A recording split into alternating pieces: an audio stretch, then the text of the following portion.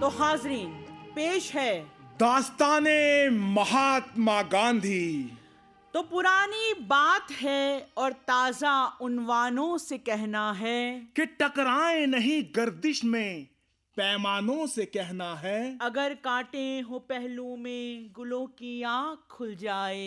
बहारें सो गई शायद, गुलिस्तानों से कहना है। हवा हमसे जो टकराई, वही अटखेलियां भूली। हमें पहचान ले पहले, ये तूफानों से कहना है। बकदरे सोज़े दिल ये रोशनी किसकी है महफिल में। मुझे कुछ शम्म आजादी के परवानों से कहना है। गुलिस्तानों में फिर फसले जुनू को मुंतजिर पाया। ये दामन काम आए अब, गिरेबानों से कहना है। चमन में क्या नहीं, ये तंग दामानों से कहना है। जो अपनों से न कह पाए, वो बेगानों से कहना है। तो हाजरीन, ए मेरे वतन हिंदुस्तान जन्नत निशान, एक वक्त था कि तू फख्र रोजगार था और तेरी जमीन का जर्रा जर्रा फलक की जानिब महवे रफ्तार था, और तेरी बस्ती आसमां पे बसती थी। यहाँ बस बुलंदी ही बुलंदी थी, पस्ती न थी। तेरी जियारत को फरिश्ते तरसते थे और तेरी इस सरजमीन पर आसमान से सदरंग मोती बरसते थे। कोलंबस तेरी आरजू में जहाज लेकर तमाम आलम में फिरता रहा। नेपोलियन तेरे इश्क में कैद होकर सेंट हेलेना में जीता रहा मरता रहा। रूस का पीटर आजम मरने को मर गया, लेकिन दिल में तेरी हसरत लेकर गया। ए मादरे हिंद, तूने जो सुपूत पैदा किए, उन्होंने तमाम आलम में रोशनी फैलाई, इल्म फजल के दरिया बहाए और दुनिया को तहजीब सिखलाई। हिंदुस्तान के फैज से दुनिया ने हयाते ताज़ा पाई और तमाम आलम ने यहीं से अपने इल्म की प्यास बुझाई। सदियों के अरसे में जो कौमें हिंद की शरण में आई, वो यहाँ आते ही शीरो शकर हो गईं और हिंद के जादू में रम कर यहीं की हो गई। इत्तेफाक से यहाँ एक गिरोह गोरों का ऐसा आया, जिससे इस मुल्क पर पड़ गया काला साया। गोरों ने चाल ऐसी चली कि सारा निजाम दरहम बरहम हुआ। हुब्बुल वतनी खत्म हुई, खुद गर्जी का दौर दौरा हुआ। नफसा नफसी का आलम हुआ, एक को एक का पास ना रहा। सब लुट गया अपना, कुछ भी खास ना रहा। मुल्क की हालत अबतर हुई, अवाम की हालत बदतर हुई। मजदूरों किसानों पर जुल्म के अंबार हुए और डाकू लुटेरे साहूकार हुए। गरीबों के मुंह से रोटी छीनी गई, दस्तकारों से उनकी रोजी छीनी गई। बुनकरों के अंगूठे काट कर उन्हें तबाह किया। कामगारों कारीगरों को भी गोरों ने मोहताज किया। रोज रोज कहत की आमद बढ़ी और दूसरी तरफ शराब, गांजे और मदक की तिजारत बढ़ी। अंग्रेजों ने हमें मिटाना चाहा, अपनी बर्तरी का सिक्का हम सब के दिलों पे बिठाना चाहा। खुद अलग थलग रहे, लेकिन दूसरों को अलहदगी के लिए भड़काया। बहन को बहन से और भाई से भाई को खूब खूब लड़ाया। जब जुल्म हद से बढ़ा और हर तरफ तारीकी छाने लगी, पूरे मुल्क से जब त्राही त्राही की सदा आने लगी, तो फिर फलक ने कहा, बस बहुत हो गया, बस बहुत बहुत हो गया।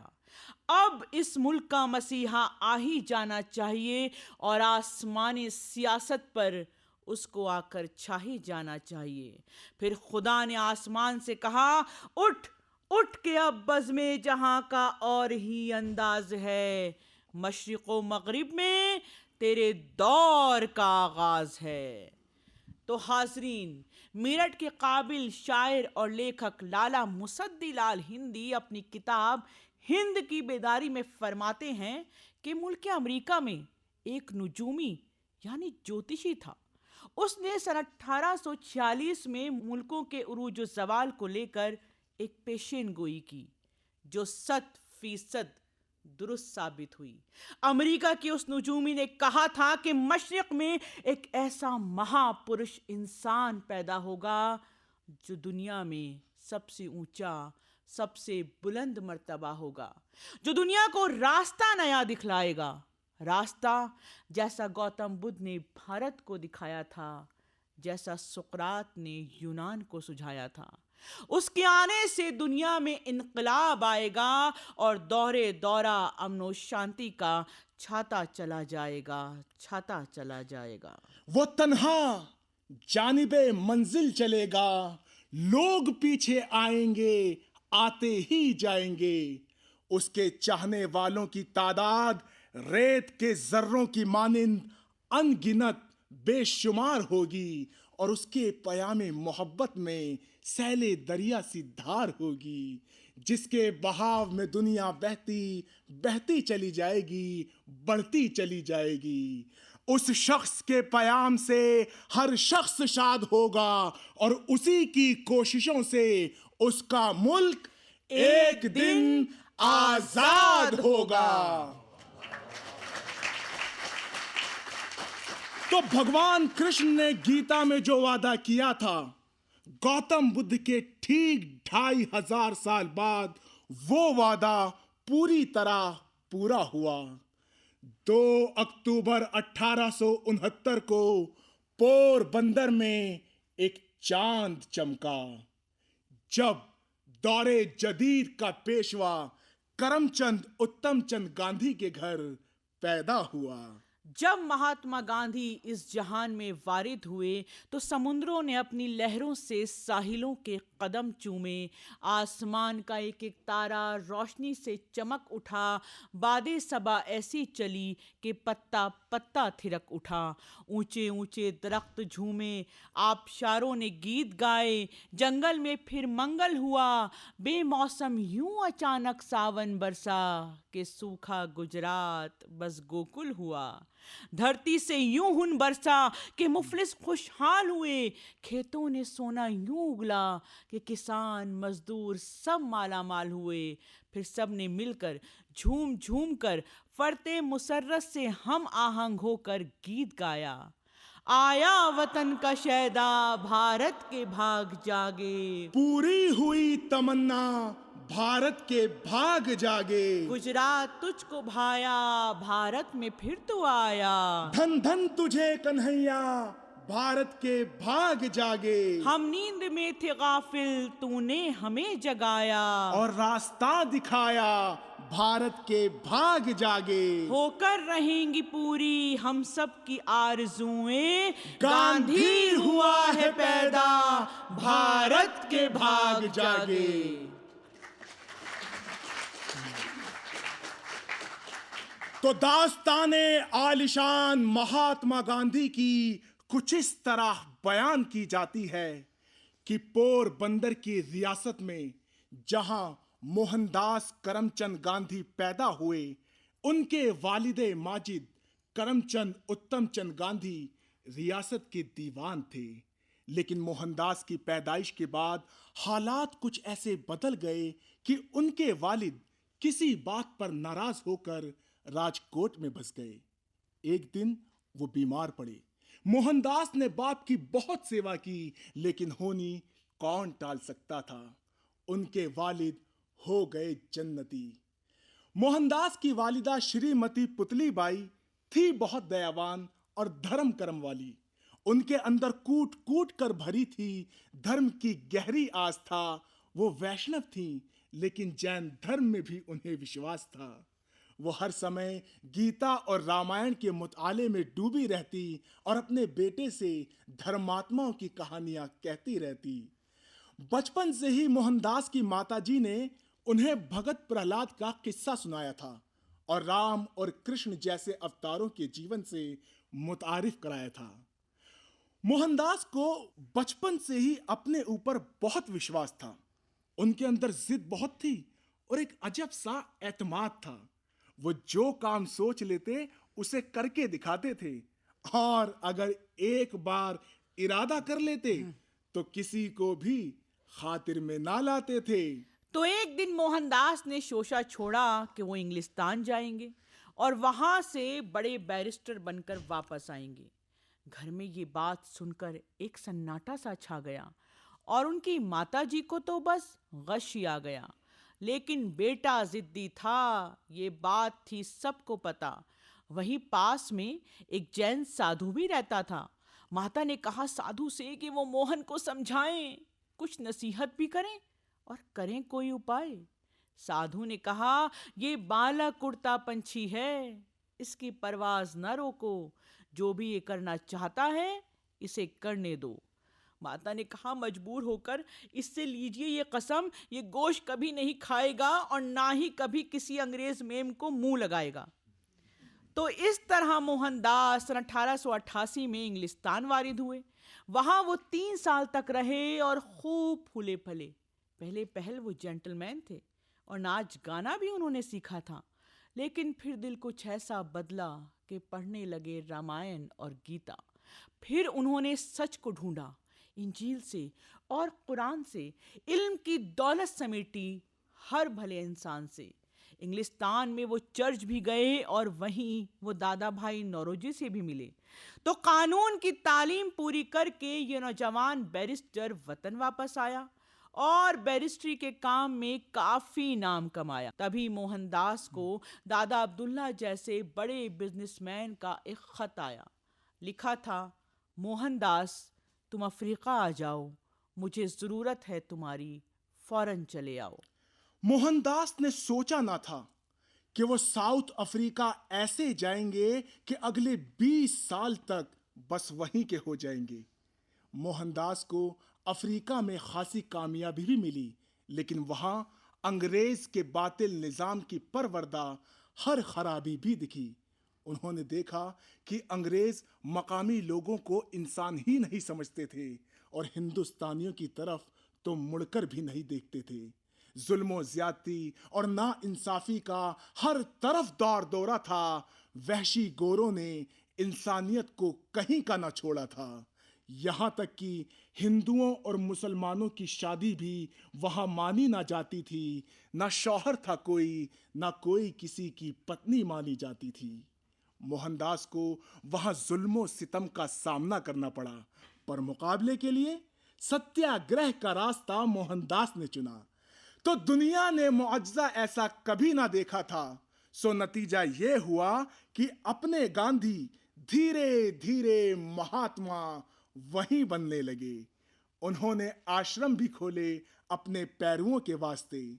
धीरे धीरे हजारों लोग उनके पीछे आ गए और फिर साउथ अफ्रीका में हिंदुस्तानियों की जिंदगी संवार के सन 1914 में महात्मा गांधी वतन वापस आ गए। तो वतन वापस आके महात्मा गांधी ने पूरे मुल्क का दौरा किया। अमन का ये पैगाम्बर संदेशा अपना लेकर घर घर गया। यही वो दौर था जब पहली आलमी जंग के शोले दुनिया में लगे थे फैलने और हिंदुस्तानी अवाम सेल्फ रूल के सपने लगे थे देखने। यही वो जमाना था जब अंग्रेज हिंदुस्तानियों को हिंदुस्तानियों से लड़ाना चाहते थे। फूट डालो और राज करो की पॉलिसी आजमाना और फैलाना चाहते थे। तो किस्सा कुछ यूं है जनाब कि वतन वापस आके महात्मा गांधी ने साबरमती में अपना एक आश्रम खोला और चंपारण से लेकर अहमदाबाद तक हर जुल्म के खिलाफ हल्ला बोला। मुल्क ने उनकी दावत को लब्बैक कहा और हर शख्स उनके पीछे आ गया। महात्मा गांधी की शोहरत मुल्क के बाहर भी लगी थी फैलने और पूरी दुनिया पुरुम्मीद होकर उनको लगी थी देखने। मुल्क अमेरिका में थे एक फादर, नाम था जिनका J.H. ह्यूम्स। तो फादर ने एक दिन चर्च में सवाल ये पूछा हाजरीन से कि जमाना-ए हाल का सबसे बड़ा इंसान तुम ये बताओ किसको कहें। Father J.H. ह्यूम्स ने न्यूयॉर्क के चर्च में जो बात पूछी थी वो नज्म की जबान में हम आपको सुनाते हैं। जुस्तजू आज ये हो रही है कौन सबसे बड़ा आदमी है। कौन है ऐसा इंसाने आला जो कि इंसानियत से हो बाला। जो सच्चा फिदाए वतन हो, कौम की जिसके दिल में लगन हो। कौम के नाम पर मरने वाला, कौम के काम करने वाला। अज़्म का और इरादे का पक्का, बाहत का और वादे का पक्का। जो कदम को न पीछे हटाए, जो कहे वो करके दिखाए। ऐसा इंसान यही बिल-यकीन है जिसका सानी जहां में नहीं है वो मोहन करमचंद गांधी, कौम की जिसने हिम्मत है बांधी। उसके दम से वतन शाद होगा, एक दिन हिंद आजाद होगा।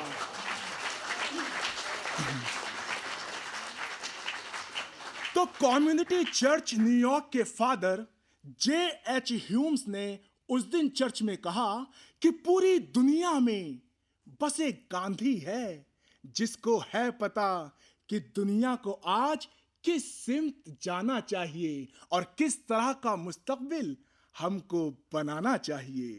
तो किस्सा कुछ यूं है जनाब कि महात्मा गांधी का सत्याग्रह हुकूमत के खिलाफ अचूक रामबाण साबित हुआ।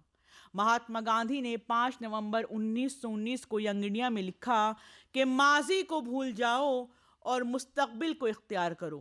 तो जिस तरह सूरज की तारीफ 1000 ज़बान वाला शेषनाग ना कर सका, उसी तरह आफताब सत्याग्रह की तारीफ भी ना कोई कर सका। महात्मा गांधी ने कौम से कहा, तुम अहिंसा को सच्चाई के हमरा शामिल करके दुनिया को अपने कदमों में झुका सकते हो। इस तहरीक में शिकस्त की उम्मीद को भुला सकते हो। सत्याग्रह में कोई गलती भी हो जाए तो ये उसी फरीक को नुकसान पहुंचाती है जिससे ये सरजद हो जाती है। सिविल नाफरमानी मुखलिसाना मुअद्दिबाना तौर पर करनी चाहिए और नफ्स को काबू में रखते हुए करनी चाहिए। तालीम, तरबियत और इनकिसारी के बगैर हम तरक्की नहीं कर सकते। इनकिसारी और मुस्तकिल मिजाजी के बगैर हम तरक्की नहीं कर सकते।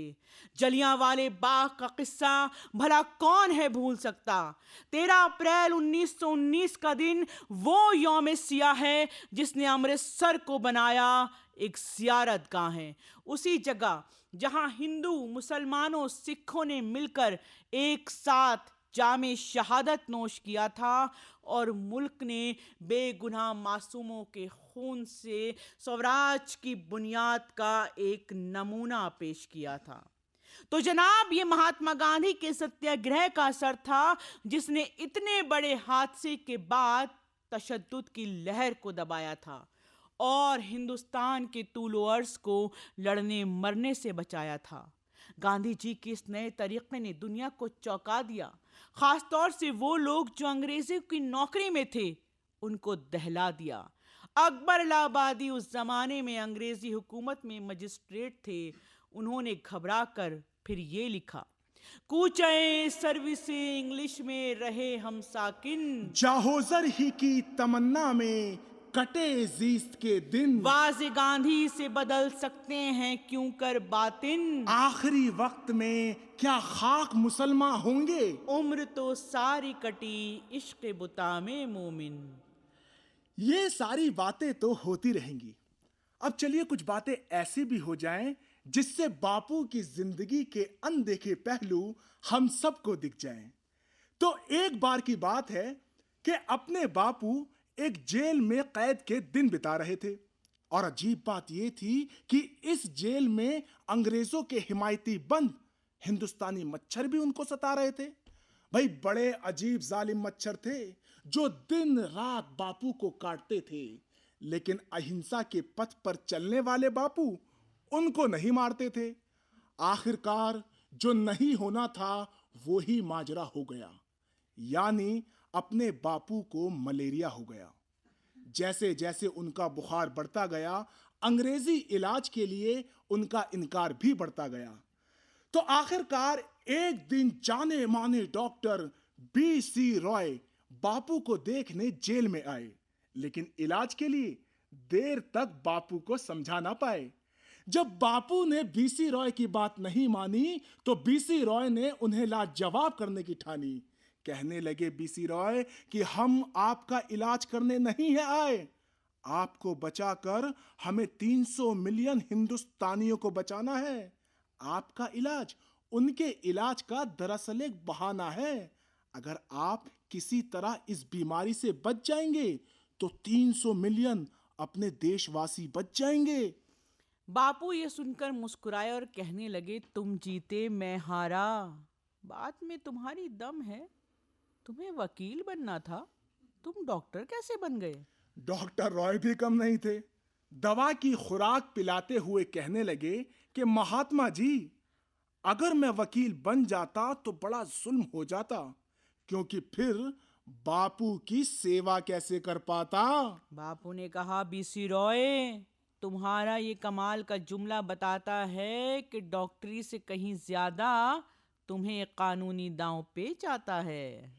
और उसके बाद खिलाफत मूवमेंट की बारी आई, जिसमें महात्मा जी ने देश को एक नई राह दिखलाई। बापू ने जोर देके कहा कि हर एक हिंदू का यह फर्ज है कि वो तहरीके अदम ताउन में इंतहा तक मुसलमानों का साथ दे। बापू ने कहा, यह कैसे मुमकिन है कि हिंदुस्तान ऐसे लोगों से ताउन करे जो अपने अम्माले हुकूमत के जालिमाना जराइम से पर्दापोशी करे। कहा उन्होंने, मैं तस्लीम करता हूं कि अदम ताउन का रास्ता बड़े खतरात वाला है, लेकिन हमें एक जिंदा कौम बनना है तो यही एक तरीका बस करामात वाला है। तहरीके अदम ताउन इसलिए वज़ा की गई है कि अंग्रेज़ों को दावत दी जाए कि वो बाइज्जत शराइत पर हमारे साथ ताउन करें या हमारी सरजमीन को छोड़कर चले जाएं।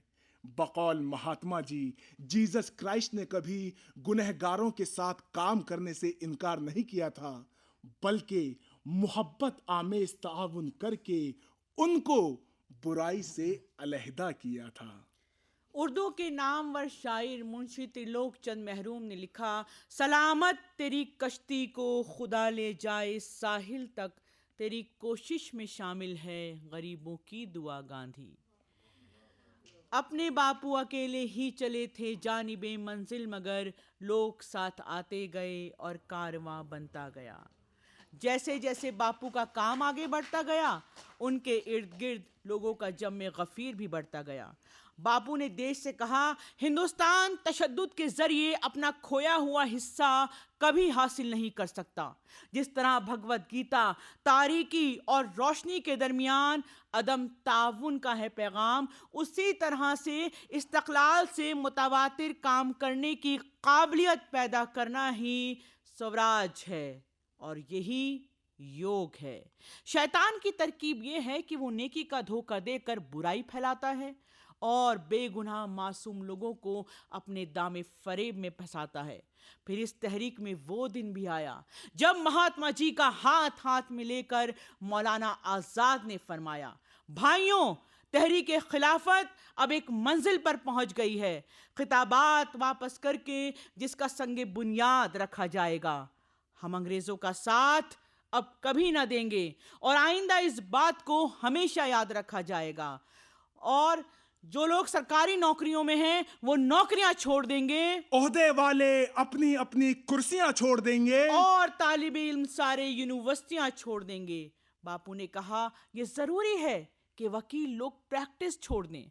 जिस जमाने में एक सिस्टम के तहत ये मुमकिन है, एक सस्ते जमाने में एक वकील 50,000 से लेकर 1,00,000 तक कमा सके तो जरूर उस सिस्टम में कोई गुनहगाराना बात है।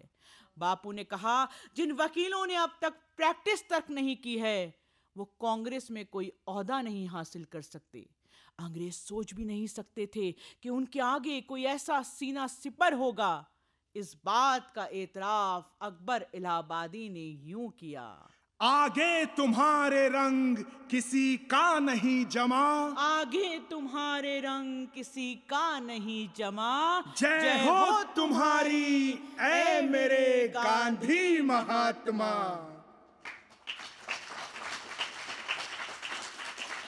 अकबर इलाहाबादी ने देश को पहले ही बता दिया था कि गांधी की आंधी अंग्रेजों के होश उड़ा रही है।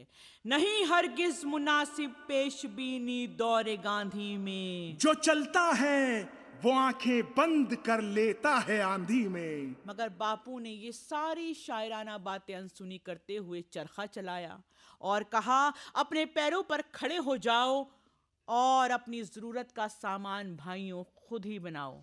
और फिर वो यादगार लम्हा भी आया जब देश के लोगों ने विलायती के मुंह को छोड़ा। अपने देश का खद्दर ही पहनो बोलियां लगने लगीं। लोगों ने बाहर के कपड़ों का तिरस्कार ऐसा किया कि जगह जगह ऐसे कपड़ों की होलियां जलने लगीं। अपने शायर मीर साहब को गांधी जी के फैसले का पता चला तो बोले, ना लेंगे विलायत का कपड़ा। कबा में अगर लाख पेवंद होंगे, अगर कौम ने मीर हिम्मत न हारी, तो जरूर एक दिन हम फतेहमंद होंगे।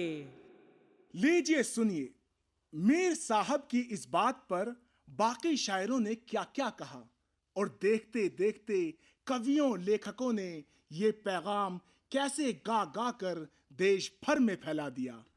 क्या कहते हैं एक और शायर साहब, आप भी सुनिए और तखय्युल की उड़ान पर सर को धुनिए। बना फिरता है हर पीरो जवान तस्वीर खद्दर की, ज़ही किस्मत चमक उठी है फिर तकदीर खद्दर की। मिले औरों को लड़ने के लिए तोप बंदूकें, हमें स्वराज लेने को मिली शमशीर खद्दर की। जमाने ने भुला दी थी स्वदेशी सनअतें दिल से, हुई गांधी से फिर दुनिया में अब तौकीर खद्दर की। निकल जाएंगी उसके जिस्म से बीमारियां सारी, शिफा देगी मरीज़े हिंद को तासीर खद्दर की।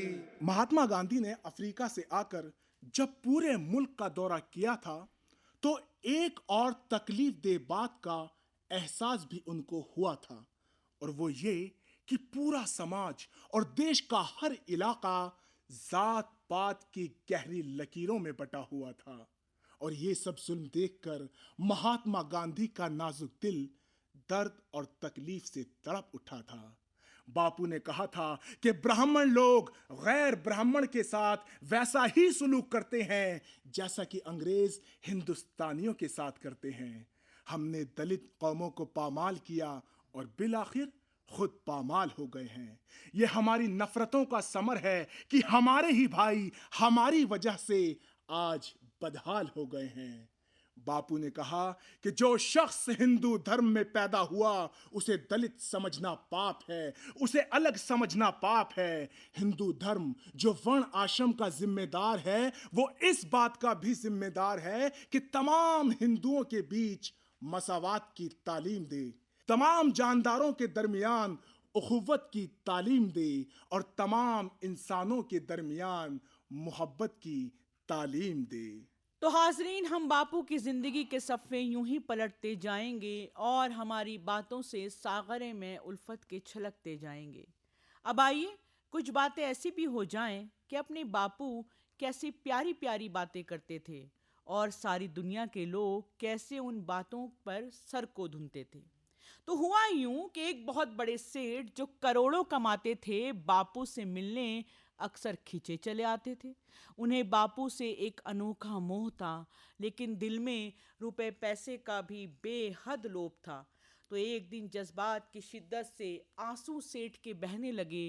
रोक ना पाए दिल की बात, बापू से यूं कहने लगे, बापू आपको देश की सेवा के लिए मेरी ज़रूरत है या मेरी दौलत की ज़रूरत है? बापू ने कहा, देश को बस तुम्हारी ज़रूरत है। सेठ बोले, जब आप मुझे देश की सेवा में लेकर आएंगे तो कौन कौन से अहम काम आप मुझसे कराएंगे? बापू ने कहा, भैया जी हम तो तुमसे बस चरखा कतवाएंगे। बापू ने कहा कि जो लोग हक़ व सदाकत की जद्दोजहद में मसरूफ रहते हैं वो लोग अपना वक्त दौलत जमा करने में खराब नहीं किया करते हैं। तो अपने बापू से किसी ने एक दिन पूछा कि ये बताइए, ये जो अपनी है दुनिया, ये समय के साथ साथ क्या बेहतर होती जा रही है या ये जगह पहले से और बदतर होती जा रही है? बापू ने कहा कि बेटा, मेरा विश्वास है कि इस दुनिया को परम परमेश्वर चलाते हैं, तो जरूर ये दुनिया बेहतरी की तरफ जा रही होगी और खराबी इस दुनिया से कम होती जा रही होगी। फिर कुछ देर सोचकर कहने लगे, लेकिन देखने से ऐसा लगता तो नहीं है। तो एक बार महात्मा गांधी इंग्लैंड के सफर पर थे। वहां उन्हें इंग्लैंड के बादशाह से भी मिलने जाना था। तो राजा और रंग की इस होने वाली मुलाकात पर वहां की पब्लिक में बड़ा हंगामा था। इंग्लैंड के बादशाह का लिबास बड़ा आलीशान हुआ करता था, लेकिन उस कड़ाके की सर्दी में भी एक धोती और कंबल बापू का मुकम्मल परिधान हुआ करता था। तो अखबार के एक रिपोर्टर बापू के पास आए और सवाल के तौर पर एक दूर की कौड़ी लाए। कहने लगे, मिस्टर गांधी, शाही मुलाकात के दिन आपने कौन से कपड़े पहने होंगे? बापू ने कहा, हम यही अपनी पुरानी धोती पहने होंगे। अब ये जवाब सुनकर रिपोर्टर साहब घबरा गए। कहने लगे, बापू, आपको ये कपड़े जरूरत से कम नहीं लगते? बापू ने कहा, नहीं, कोई कमी महसूस नहीं होगी, क्योंकि भैया आपके बादशाह ने हम दोनों की जरूरत से कहीं ज्यादा कपड़े पहने होंगे। इंग्लैंड के उसी सफर की एक और बात आप सबको रहेगी बरसों याद। वहां के वजीर आजम थे उस दौर में रामसे मैकडोनल्ड। तो बापू जहां ठहरे थे, राम से उनसे मिलने चले आए और उस इलाके के पोस्टमैन जो लेटर्स लेकर आते थे, महात्मा गांधी का नाम सुनकर वो भी उनसे मिलने चले आए। अब बापू के अंग्रेज मेजबान ने उनसे पूछा, सुबापू, आप पहले किससे मिलना चाहेंगे, पोस्टमैन से या प्राइम मिनिस्टर से मिलना चाहेंगे? बापू ने कहा, इसमें सोचना कैसा भाई, हम तो पहले मैन ऑफ लेटर्स से मिलेंगे। तो हाजरीन, ये बात आप सभी जानते हैं कि महात्मा गांधी रेलगाड़ी के 3rd क्लास डिब्बे में सफर करते थे। तो एक बार एक ब्रिटिश रिपोर्टर उनके साथ सफर में आया और वो ट्रेन का आम सा डब्बा देखकर बड़ा चकराया। कहने लगा, मिस्टर गांधी, आप 3rd क्लास में क्यों चलते हैं? बापू ने कहा, क्योंकि अभी अपनी ट्रेनों में 4th क्लास के डिब्बे नहीं होते हैं। तो उस सफर में जहां जहां महात्मा गांधी जाते थे, स्टेशनों पर उनसे मिलने हजारों लोग चले आते थे। तो बापू अपने दोनों हाथ चंदे के लिए जनता के सामने फैला देते थे और लोगों के पास जो कुछ भी होता था वो देश प्रेम के लिए आगे बढ़ा देते थे। जब बापू के दोनों हाथ पीले सफेद सिक्कों से भर गए तो वो उस रिपोर्टर से कहने लगे, इस नेक काम में मदद करने के लिए अपना हैट मुझे कुछ देर के लिए उधार दे दीजिए। अब रिपोर्टर साहब फंस गए, कोई चारा ना था। बात दरअसल ये थी कि भाई साहब ने अपनी गंजी चंदिया को उस हैट से छिपा रखा था। अब महात्मा गांधी ने वो हैट लेकर एक कमाल ये किया कि उसको चंदे के लिए उसी रिपोर्टर के सामने कर दिया और उस बेचारे को चंदा भी देना पड़ गया। थोड़ी देर बाद जब वो ट्रेन आगे बढ़ी तो वो रिपोर्टर कहने लगा, महात्मा जी, मुझको तो आपका इंटरव्यू भी लेना था। बापू ने कहा कि जो पूछना हो पूछिए भाई, जैसे हमने चंदा ले लिया, आप बदले में इंटरव्यू ले लीजिए। तो उस जमाने में सभी लोग सेल्फ रूल की बातें कर रहे थे। रिपोर्टर साहब फौरन महात्मा गांधी से उसी के बारे में पूछने लगे। कहने लगे, मिस्टर गांधी, हमको मालूम है कि आप सेल्फ रूल क्यों चाहते हैं, यानी कि आप अपनी हुकूमत में मिनिस्टर बनना चाहते हैं। इसी दौरान वो ट्रेन फिर से एक स्टेशन पे आके रुकी और दोनों की बातचीत बीच में ही अधूरी रह गई। इसी दौरान एक भिखारी ने आगे बढ़कर अपनी सारी भीख उसी हैट में रख दी। बापू ने कहा, देखा आपने, अजी हम मिनिस्टर बन के क्या करेंगे? हम मिनिस्टर कभी बन ही नहीं सकते। हम तो वो भिखारी हैं जिस पर दया करके भिखारी तक भीख दे देते हैं। बस एक ये ब्रिटिश हुकूमत अकेली ऐसी है जो हमें कुछ भी नहीं देना चाहती, बल्कि उल्टे हमसे हमारा सब कुछ नोच कर छीन कर ले लेना चाहती है। तो खातिनों हजरात, महात्मा गांधी देश के कोने कोने में गए और उन्होंने देश के लोगों को गांव-गांव जाकर ललकारा और पुकारा और जोर देकर कहा कि ऐ भारत जाग, ऐ हिंदुस्तान संभल, तोड़ दे गम की जंजीरें और बस भाग निकल। बापू ने देश के एक एक शहरी से कहा कि ऐ भारतवासियों, ये बात समझ लो, अपने देश की तरक्की तभी है मुमकिन, कान खोल कर सुन लो, जब अपनी जनता आजाद होगी, देश की स्वतंत्रता से ही बात बनेगी और इसी से बाकी दुनिया भी आजाद होगी और अपने हमवतनों की खुशियां और तरक्की देख के अक़वामे आलम भी मसरूर होगी, शाद होगी।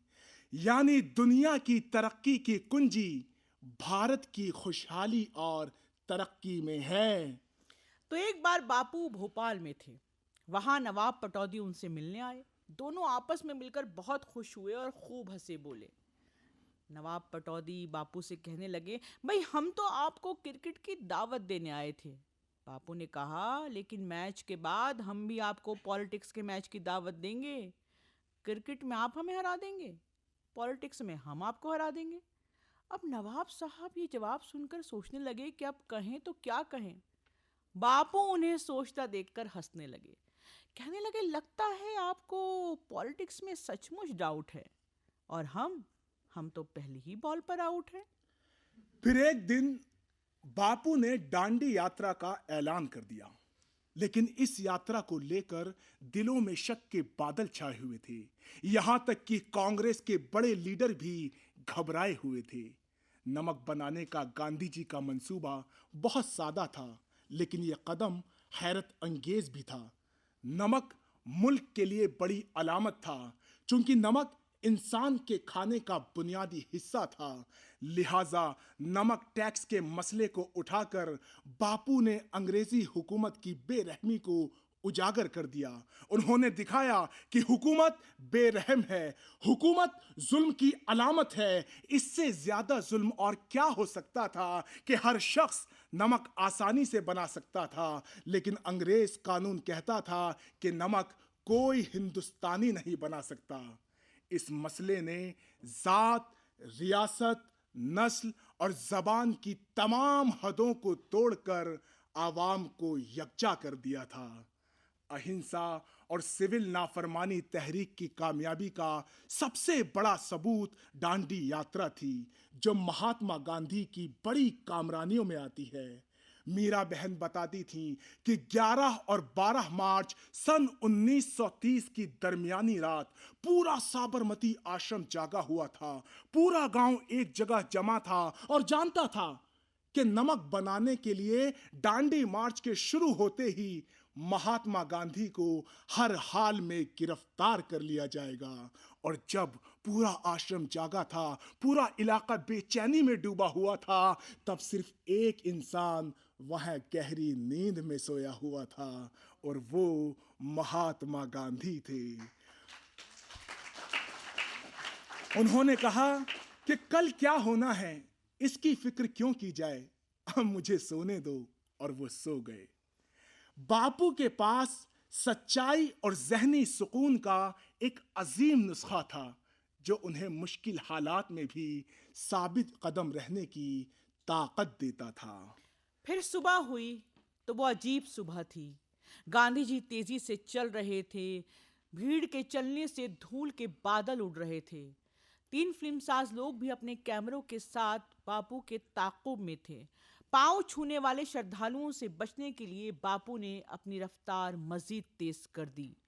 दांडी के रास्ते में एक गांव में तकरीर करते हुए महात्मा गांधी ने कहा कि जब तक हम अपने मुल्क से शैतानी हुकूमत को बाहर फेंकने में कामयाब नहीं हो जाते, हम सब लोग जद्दोजहद करते रहेंगे। जो लोग इस यात्रा में शरीक हैं वो जान लें कि खुदा का दीदार मुश्किल राहों से गुजर कर होता है। हमारा खुदा 30 करोड़ हिंदुस्तानियों के दिल में रहता है। अगर आप खुदा का दीदार चाहते हैं तो उनके दिलों में जगह बनाइए। इस 30 करोड़ में हिंदू, मुसलमान, सिख औरतें, मर्द, बच्चे सभी शामिल थे। 12 मार्च को गांधी जी के पीछे पीछे लोग 240 मील का लंबा सफर तय करके समुद्र किनारे वाक़ डांडी पहुंचे। 6 अप्रैल 1930 को जैसे ही महात्मा गांधी ने समुद्र किनारे पहुंचकर नमक भरी रेत उठाकर नमक कानून को तोड़ा, पूरे मुल्क ने नमक बनाना शुरू कर दिया।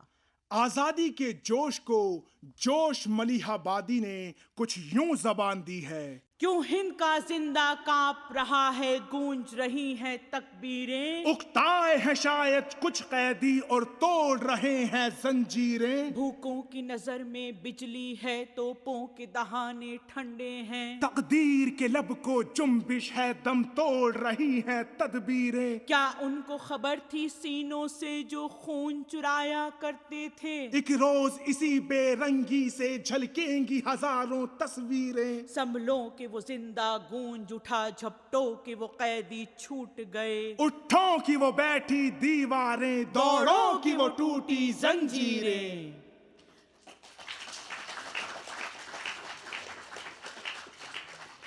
महात्मा गांधी की दिन रात की मेहनत से जब पूरे मुल्क में आज़ादी के नारे हर तरफ लगने लगे तो अंग्रेज लोग अपनी बची कुची धड़कनें गिनते हुए हुकूमत के बचे कुछे दिन उंगलियों पर गिनने लगे। भारत आज़ादी को अब रोका नहीं जा सकता था, ये बात साबित हो चुकी थी। भारत एक है और एक रहेगा, ये हम सब का सपना था। लेकिन अफसोस कुछ लोगों का कुछ और ही कहना था। बापू ने कहा था कि अगर कांग्रेस तकसीम को तस्लीम करेगी तो वो सिर्फ और सिर्फ मेरी लाश को रौंद कर करेगी। लेकिन अफसोस बापू के सपने रौंद कर मुल्क की तकसीम कर दी गई। और फिर आज जब आज़ादी की सुबह हुई तो वो आंसुओं में थी डूबी हुई और कत्लो खून की ऐसी होली एक खेली गई जिसको दुनिया कभी भी भूल ना सकेगी। फैज़ ने लिखा, ये दाग दाग उजाला, ये शब गजीदा सहर, वो इंतज़ार था जिसका, ये वो सहर तो नहीं। देश दंगों की आग में झुलस रहा था। बापू का एकता और भाईचारे का सपना मजरू हो चुका था। लेकिन दुख के भारी बोझ के बावजूद देश को तो आगे बढ़ना था और आगे बढ़ते रहना था। बहुत मुश्किल वो घड़ी थी, ऐसी विपदा पहले कभी ना पड़ी थी। बापू ने टूटे दिलों को जोड़ने की कोशिश की, कभी गमजदों की दिलजोई की तो कभी जख्मों पर फाया रखा। हिंसा रोकने के लिए बापू ने आमरण व्रत रखा। हिंसा रुक गई, जनता ने राष्ट्रपिता का मान रखा। जब धीरे धीरे हालात मामूल पर आने लगे तो अंदर ही अंदर वो सब कुछ होने लगा जो कभी सोचा नहीं जा सकता था। और फिर एक दिन तारीख का वो बदकिस्मत स्याह दौर भी आ ही गया जब अहिंसा के उस दूत पर ही होने लगी मंसूबा बंद हिंसा। एक दिन बापू की सभा पर एक बम फेंका। बम ने वहां की दीवार को उड़ा दिया, लेकिन बापू को फिर भी ये बिल्कुल नहीं लगा कि कुछ ही दिन बाद उनकी जान भी ले लेगा। और फिर वही हुआ जो इस बदकिस्मत मुल्क की किस्मत में था लिखा हुआ। बम धमाके के ठीक 10 दिन के बाद ही बापू की सभा में पिस्तौल लेकर आ गया और उस निर्दयी पागल जुनूनी ने एक एक करके अहिंसा के उस दूत पर 3 फायर कर दिए। बापू ने शांत भाव से राम नाम जपा और बेजान नीचे गिर गए। जिस इंसान को बरतानवी हुकूमत की सारी ताकत कभी ना झुका सकी थी, जिसे बड़ी से बड़ी सियासी कुव्वत कभी ना हरा सकी थी, उसके अपने लोगों ने उसे अपनी कायरता से हरा दिया था। और सीनों में छुपी नफरत की धधकती आग ने अमन की उस शमा को बुझा दिया था। 30 जनवरी की वो रात बहुत तारीक, बहुत गमज़दा रात थी।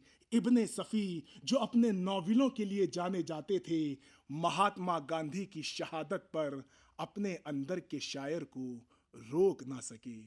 उन्होंने लिखा, लवें उदास चिरागों पे सोग तारी है, ये रात आज की इंसानियत पे भारी है। नज़ीर बनारसी ने अपने कलम को आंसुओं में डुबोकर वो लिखा जो हमारे दिलों में था।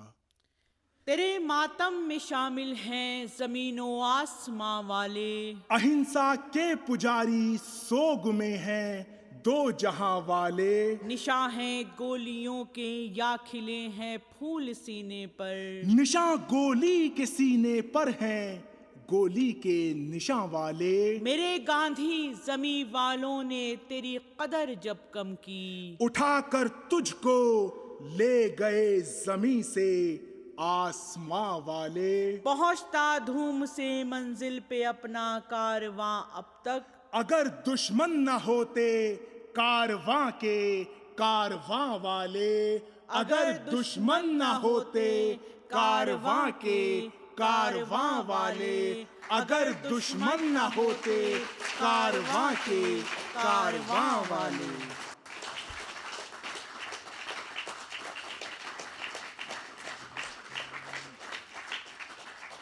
बहुत बहुत शुक्रिया हाजरीन, नवाजिश। शुक्रिया।